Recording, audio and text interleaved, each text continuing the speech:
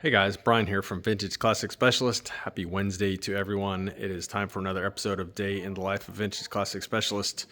Our daily updates here from what we did in our little VW restoration shop.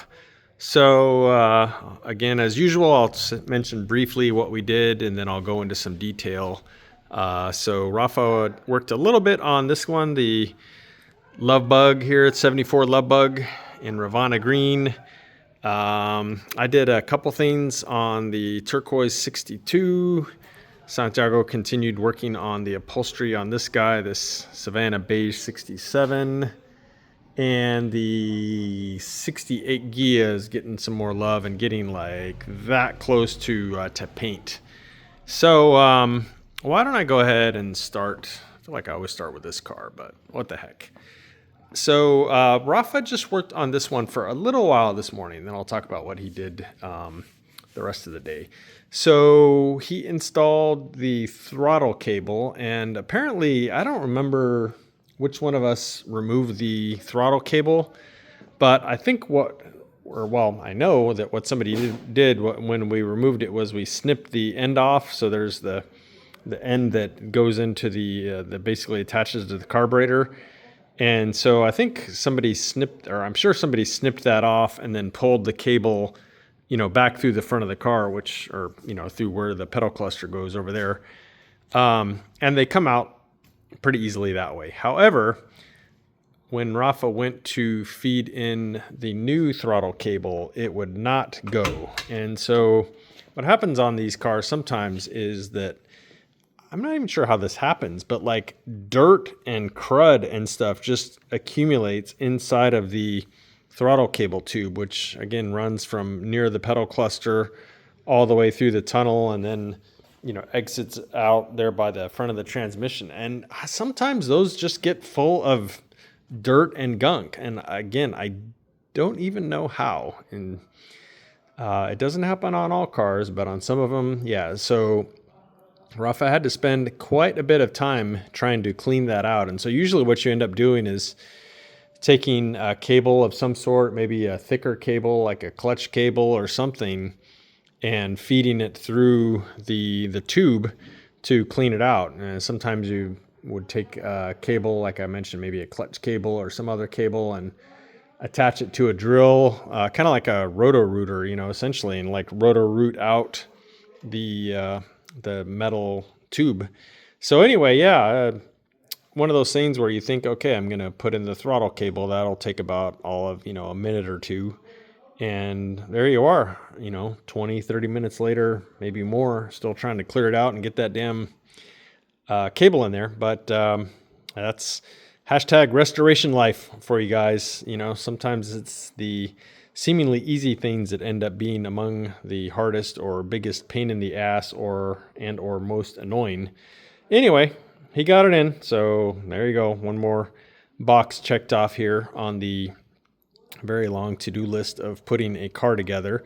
So he did that, and then he also went ahead and restored the original seat belts for this car. He'd previously restored the rear ones, which you can see there.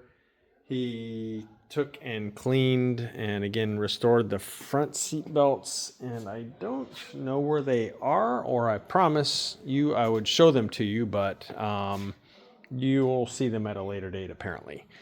So he worked on that this morning, and then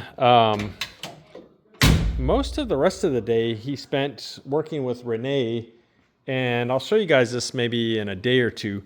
They basically took a rotisserie that somebody had made at some point for a Beetle and modified it to work on the Ghia that has a pan on it. So again, it was made to bolt just to a body, but those guys modified it so that it would bolt to, basically bolt to a pan of an intact or, semi-intact car.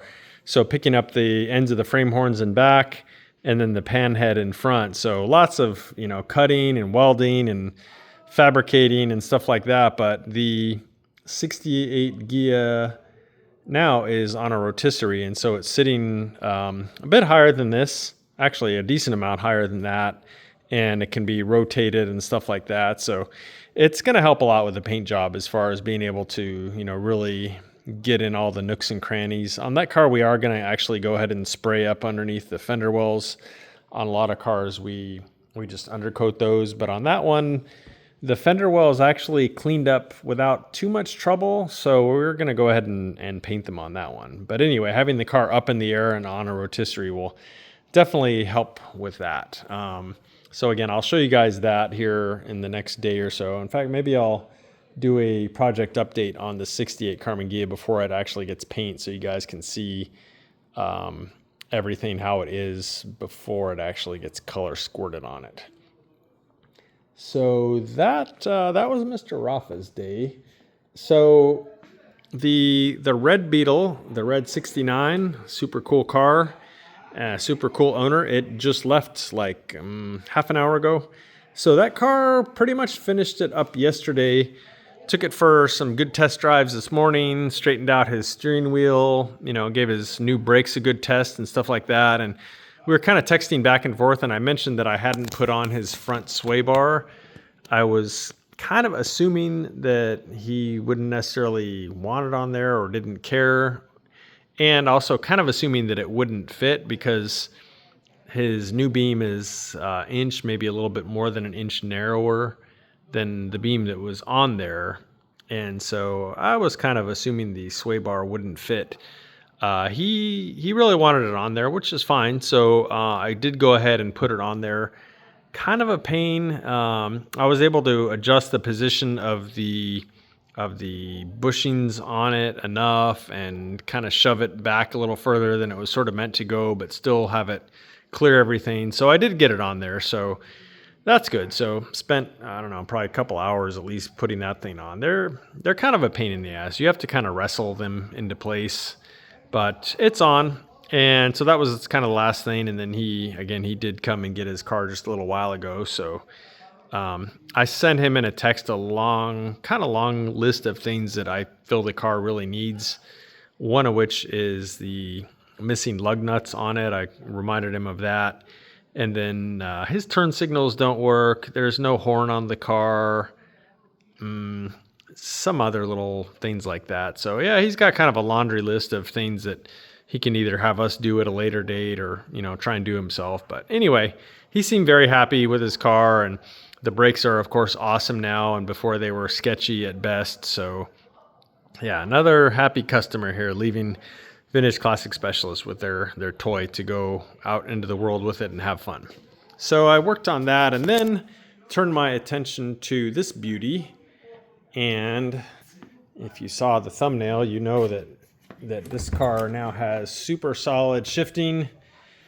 It's got a billet shift coupler in back, so you can see it there. It's basically just a piece of billet aluminum with some hardware in it. No flex, nothing there. So that's as solid as you can get.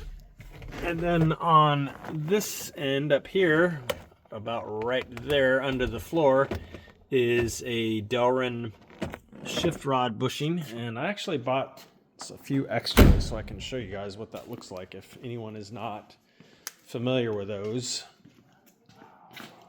So here it is. This was invented and designed by Brian Washburn over there. There are many knockoffs of this thing now on the market. I mean, you can find ones from China on Amazon, which to me is kind of mind-blowing because it's not that big of a market. But anyway, yes. If you want to put one of these in your car, please buy it from Washburn's. Don't buy a Chinese knockoff. Washburn's ones are sold by many other companies, but they will be labeled with his name on them, and they're the original. He spent like a year doing R&D and testing of these things. So don't buy a Chinese one, guys. Come on. Anyway, so this is it. These things will essentially never wear out. And when you compare them to what they replace, let's see if I can find these crappy stock ones here that are terrible and seem to just like disintegrate over time. Yeah, much more solid shifting feel.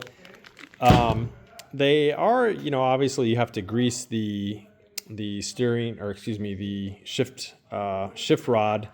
They're a bit tight though, so you'll notice some increase in the effort that it takes to shift the car.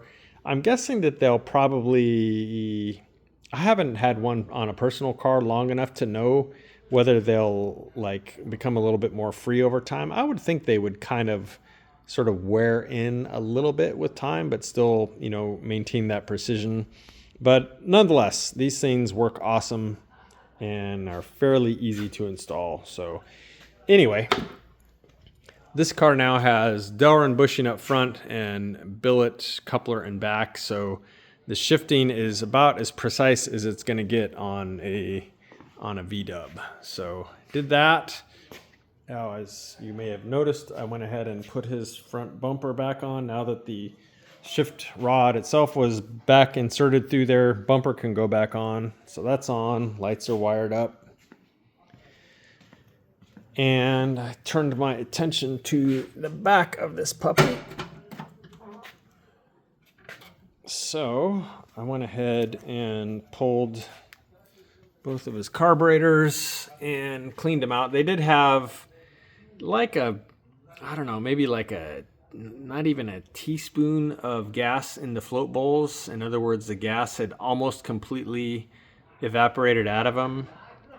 And so, yeah, I think it was a good call to go ahead and pull those off.